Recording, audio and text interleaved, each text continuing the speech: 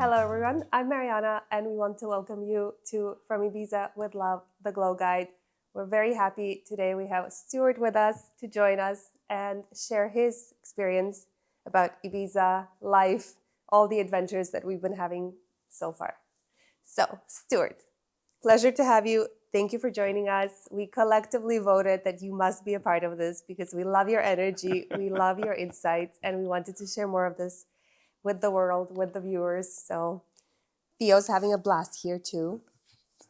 Theo is participating as he always does. Hello. In one way or another. Right now he's in his silent phase, but that will not last for much longer probably. Everyone thinks of Ibiza in a certain way. Yeah. And I look forward to seeing that certain way after we share an afternoon podcast together. Right. But up until now, being in what I would consider the area of nature and subtle beauty. Yeah. Thank you. You've been staying on the Zen side of things. I've been on the side of this is how other people enjoy Ibiza. Yeah. I wanted to ask, what have been some of the biggest lessons that you've learned in all this time, managing people and succeeding in a way? Well, you have to manage people or you have to choose people for your team that are going to be compatible with your management style. So right. There are all sorts of theories on management and approaches that one takes. Did you study this? Or you practiced? I would say that you study it a little bit, but then you start to get a sense for what works and what doesn't work. And you need to recognize who and what you are, yeah, and what your expectations are of the people. So some management styles is just execute my ideas, and other management styles are bring the ideas to the table for us to develop. And what do you think is the most important part? Do you like to find people that complement you well? Or the opposite? Because I like people that take initiative. Okay, yeah. That you can be stimulated by. Right.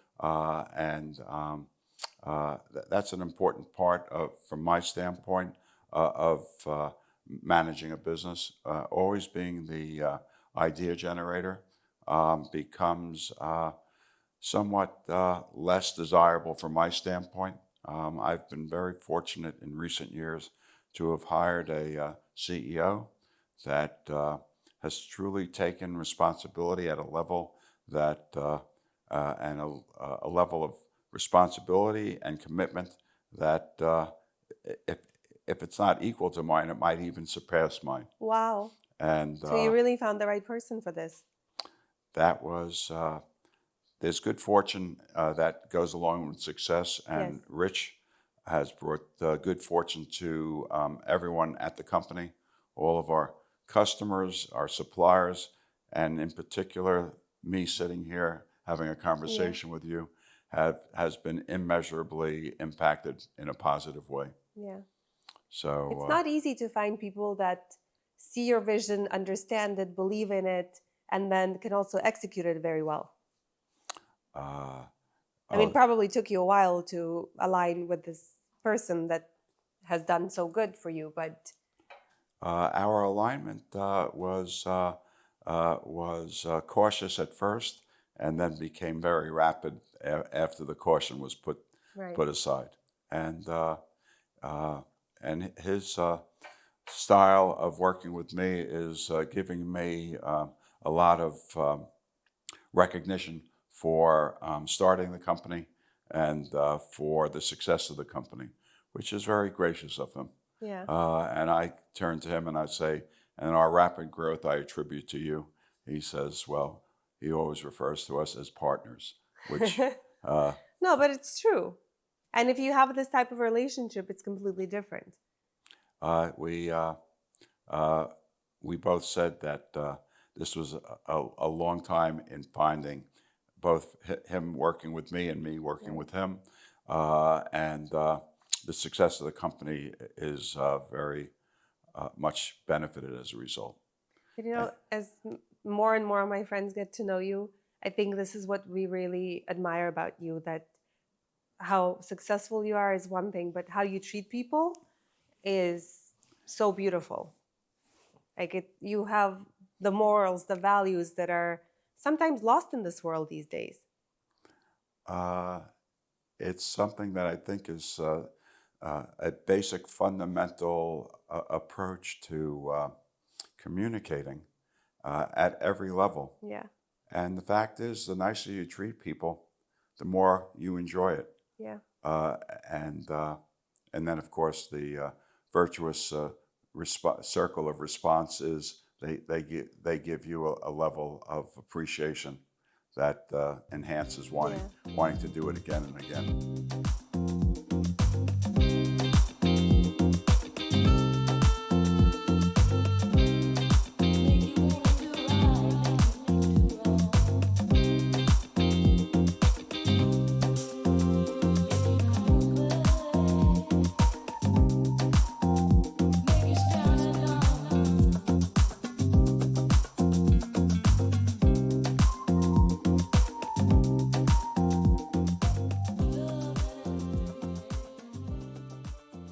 Like this program is more about spirituality and finding your inner light. And, you know, all my friends are like, you have to host Stewart as a part of this, because just you're so vibrant and kind, and it's rare to find, you know. And I think younger generations can learn a lot, because it's such a fast-paced society.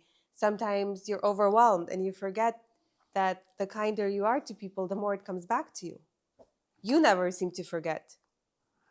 And you inspire me a lot. Like what I see in you makes me more conscious that, well, if Stewart could be like this, then we could all be more like this. And I definitely need to be even more like, I mean, as much as I love myself, you know, it's nice to have positive influences. I have to tell you that Theo always has to make his presence known. I have to say that we have a very good interaction of ease and very little lapses in communication. Yeah. It's a natural way of spending time together. I agree. It's been really, really nice. Okay, so work lessons, one thing, life lessons. What would be your biggest life lesson that you would like to share with our viewers? You know, when we were speaking the other day, I think the most fundamental life lesson is who you spend your time with. Yes. Is going to make a deep benefit and impact to how you live a productive life.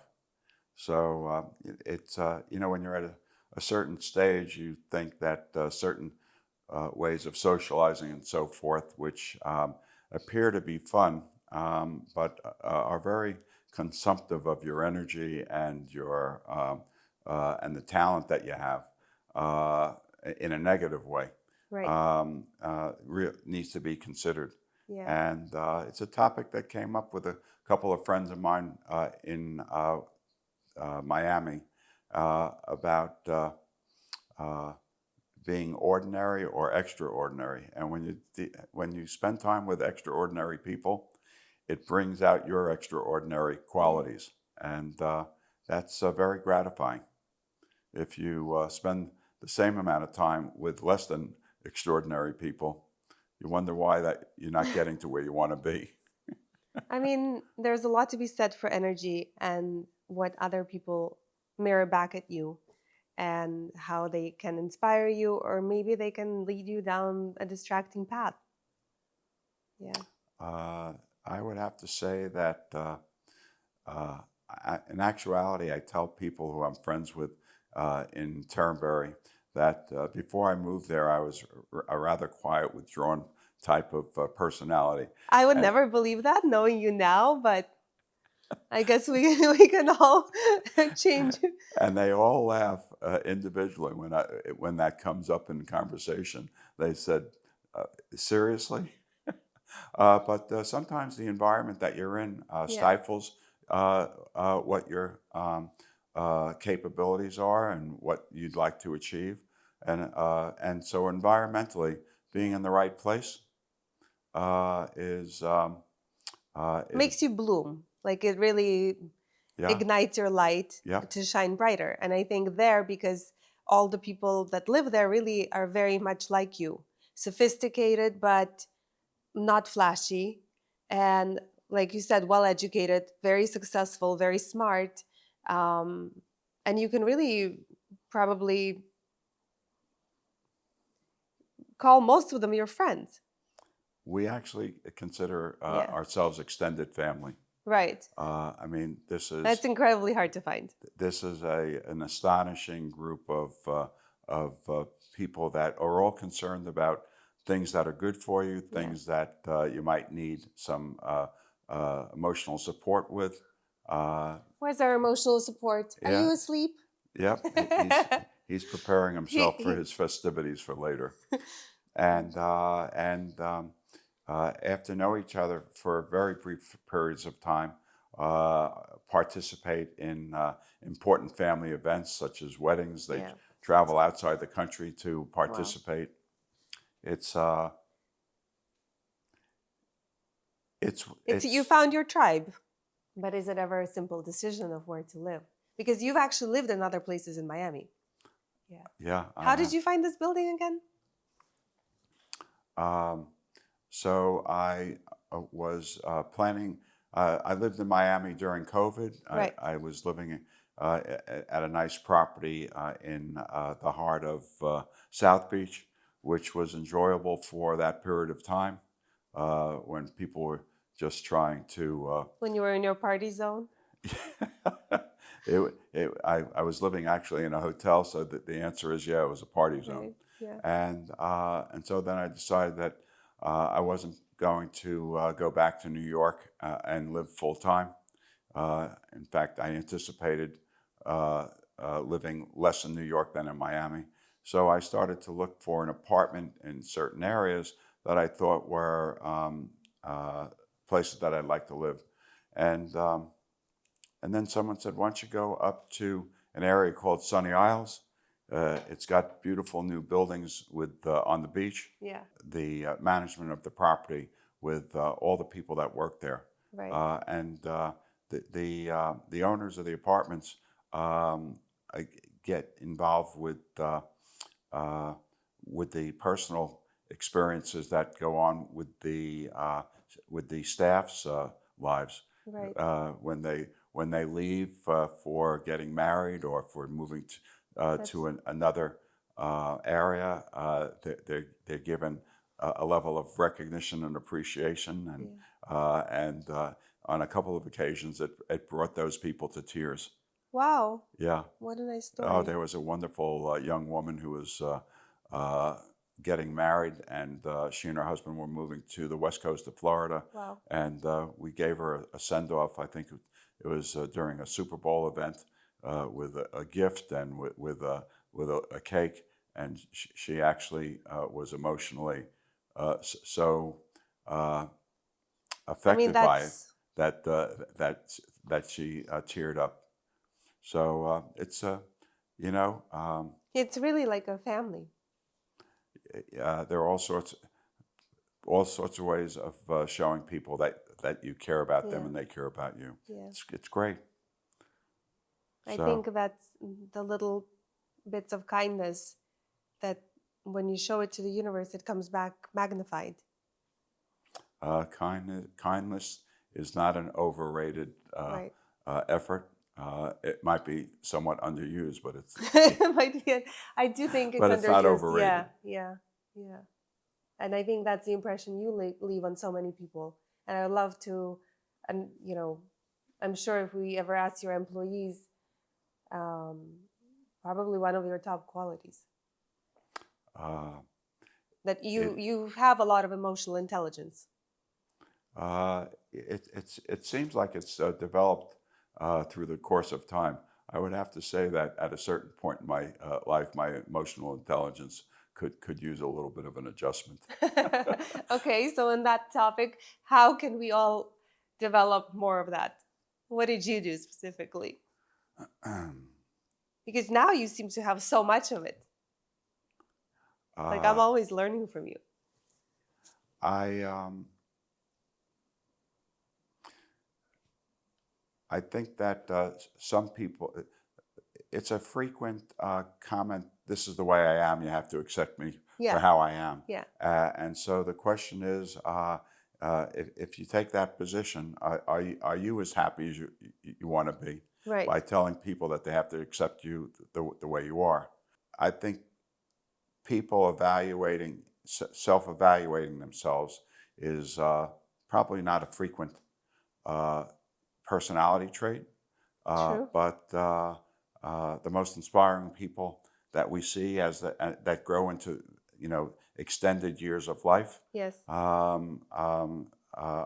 inspiring to see how they reinvent themselves, reevaluate Yeah. themselves as compared to just remaining static. Right. And it's they say life is an adventure, so it's an adventure that you may want to try different approaches to.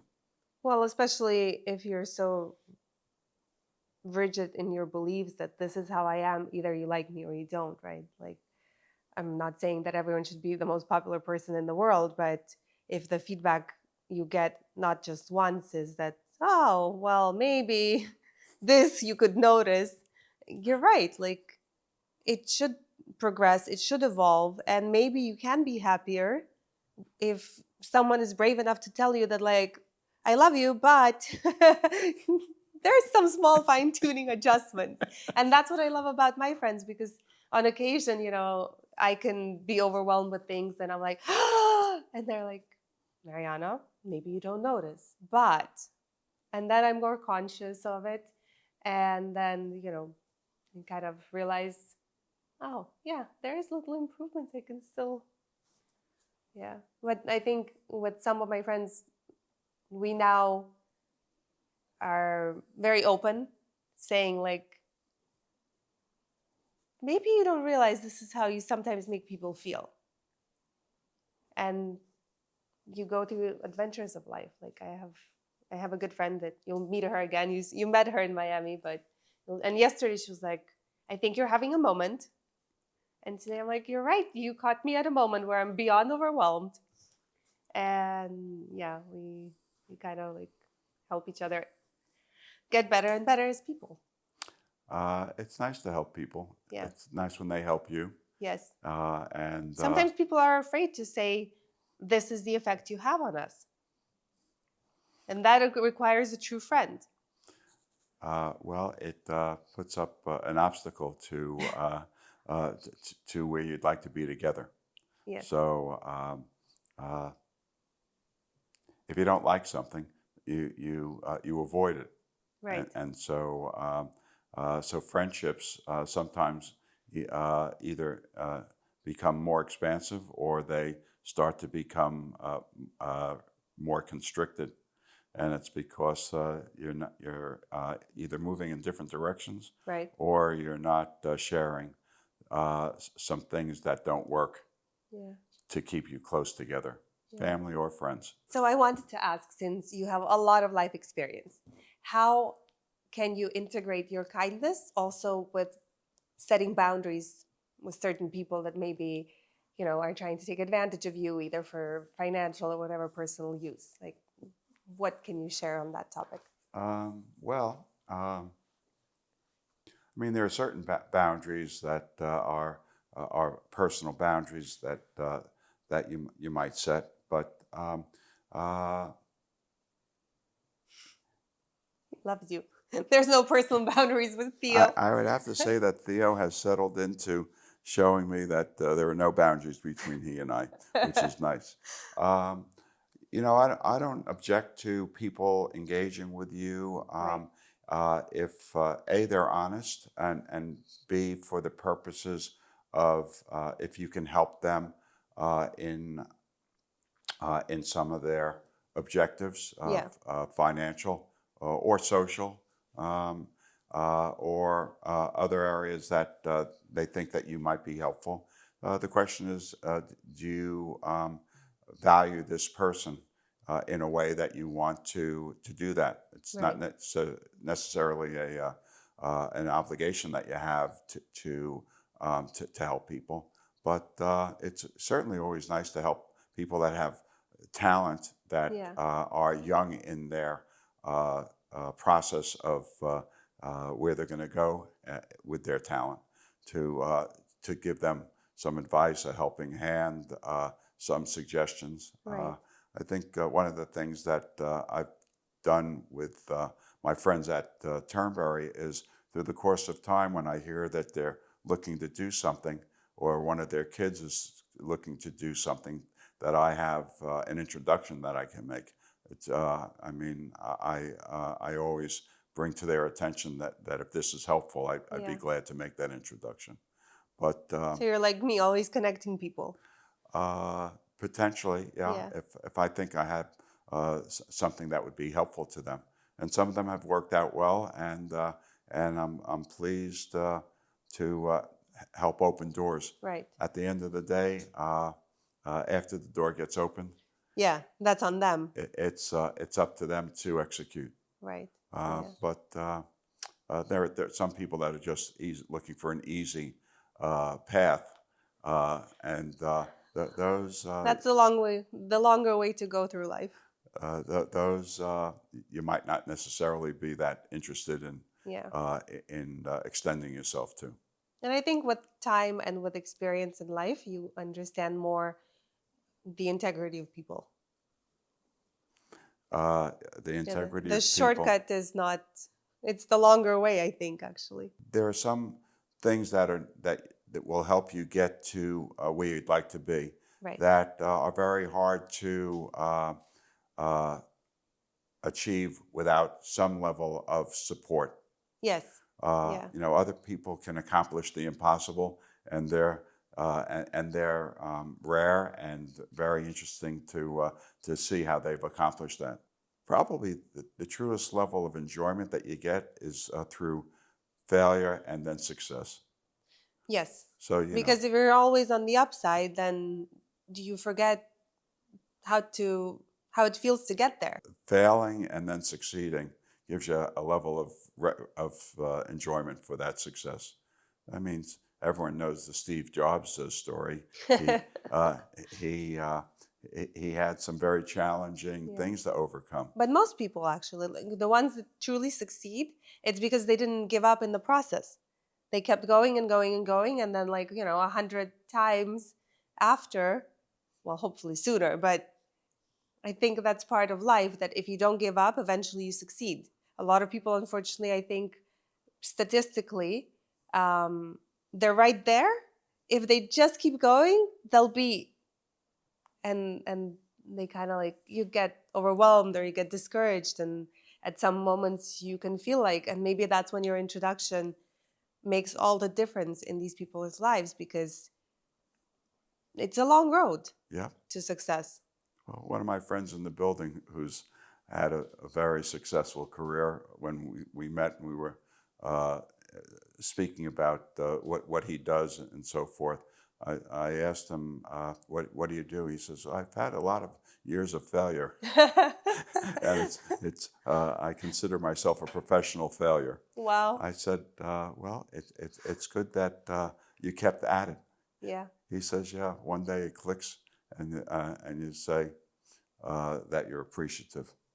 The rest was just practice to get you to the finish line. Yeah. What would you consider your failure or your lesson? Because I don't know if I would call them failures. Like maybe they're discouragements, but in the big picture of things, I think they're all life lessons, building you to where you're ultimately destined to go.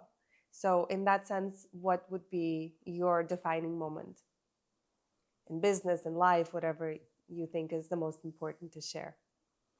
Uh, I would say, first of all, I was an overnight success, Oh, but it took about 25 years to get there. Uh, right, exactly. so, You took uh, the shortcut, I see. well, I took a path that it's where you finish, not where Yeah, not where you start. right. And what's nice is once you find a path that you continue on it, and it continues to improve and let you continue to develop what your hopes and objectives are. But it's the I don't know if I've had a specific defining moment. I would just say that it was little steps, and then all of a sudden, you're at a plateau that is ready for you to go where you want to go. Right. So some people have defining moments. It's generally an invention or some sort of unexpected or realized objective. But those are like in sports, swinging for the fences, and you've hit a home run at Yeah, that point. yeah, And now everyone in the stands up and gives you that recognition. yeah, The question is, are you going to do it again? Because home runs are not part of a daily part of a game. yeah, So swinging for the fences, it's called it's low, high risk, high reward, high reward. yeah. Like my defining moment, I think one of them was since I grew up, I wanted to be an attorney, and I was prepared for that, and like that was the plan for life. And then I finished my university, I finished my MBA, I started law school, and I realized, oh, I don't think this is it. Life had a bigger plan in a way, and it all worked out to my benefit, because I'm very happy with my career. I'm very happy with the people that I've met throughout life, all the adventures that I've had. But at that moment, around 22, 23, when I thought, okay, now I'm in law school and I think this is not it. What do I do? And luckily, like in that year, I started working for a real estate developer and I quite enjoyed that. And then I was like, okay, maybe I need to take a break from law school because I don't see myself being kind of like, in a way, boring for the rest of my life.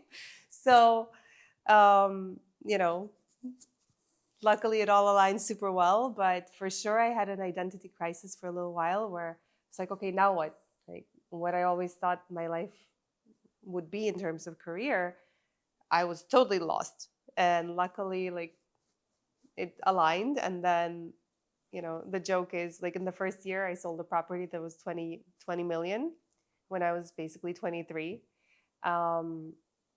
But before that, obviously, I practiced for about 3 years as an assistant. I had really good mentors. Um, and everyone was like, oh, Mariana got so lucky. Yeah, sure. Luck, preparation, opportunity takes a couple of years, takes 25 years, and then it all aligns. And then Hmm. you're like, okay, this is the path I'm meant to be on. But I think the defining moments of our lives, when you're in this moment of crisis, you have to get through it and you have to realize it's a lesson and maybe some different, better path is meant for you.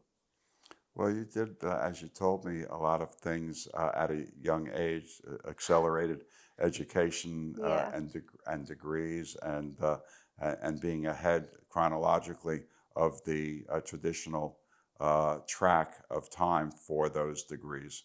I But mean, I didn't do it intentionally. I think that was a lot of luck where how my grandparents and my mom brought me up. But yes, in a way, I was slightly advanced. Um, I don't think I am any different really, but I was quite devoted to certain things. When I want them, I make sure that gets done. Yeah, you had this level of focus and yeah, maturity yeah. that you thought you knew where you wanted to go, and And then I got lost, and then I got to a better place. and then you got to where you thought you were supposed to be, Yeah, either on by your own thought or by your there were influences in your life, and you Yeah. recognize that this was a mistake for what your personality and your hopes were. So it's good that deciding not to follow through on something Yeah. is a little bit difficult. I was actually watching a podcast, and one of the hosts, she was like 91. Well, not the host, she was the guest. And she said a lot of people, when they feel lost, like or something happens where they realize maybe this isn't for them, they need to change. Yeah, no boundaries. Comfy? You You does comfy? not believe in any boundaries with people. Um, it's difficult to accept change or realize that that's the moment for it. And they might think they're too old or whatever it might be, right? But we change all the time. And I think if you can pivot, it will bring you to a different new level that you should be at. And I think to overcome our fears is also one of the things that is really quite important. Like, I've done a lot of work on myself personally. Business, it always kind of came naturally to me, but certain aspects that you want to upgrade, it takes some effort. Yeah, definitely Yeah, takes effort. yeah. And I think the right circumstances for sure help, but you have to be conscious of, okay, what can we fine tune here? I agree with you. And Unless you're cute like Theo, then you're good. and this is the first podcast I ever participated in. Thank you for And being so brave to say yes to this. and I was pleased to participate, and I look forward to future podcasts. Oh, wonderful. Yes, we'll show you the final edit. And thank you for sharing all your lessons and your wisdom. Definitely a different episode than we planned, but super happy that everyone joined, and see you soon in Miami to Ibiza. Well, on to the next stage of my learning about the life of Ibiza. The Glow Guide. Thank you, everyone, for joining for the latest episode of From Ibiza with Love, the Glow Guide. We hope you enjoyed it. Give us a like, subscribe, say hi to Theo if you want to see more of us, and see you soon